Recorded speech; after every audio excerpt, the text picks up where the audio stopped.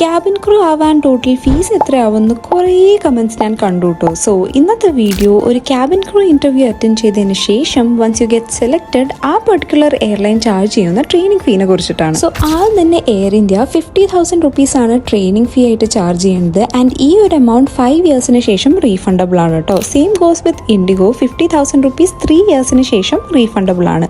Spice ജെറ്റിൻ്റെ കാര്യം പറയുകയാണെങ്കിൽ registration ഫീ 2,000 റുപ്പീസാണ്. ആൻഡ് സ്പൈസ് സ്റ്റാർ അക്കാഡമിയിലൂടെ മാത്രമാണ് ഇപ്പോൾ ക്രൂവിനെ ഹയർ ചെയ്യുന്നത്. അതൊരു 2.5 lakh to 3 lakhിൻ്റെ ഉള്ളിൽ വരും.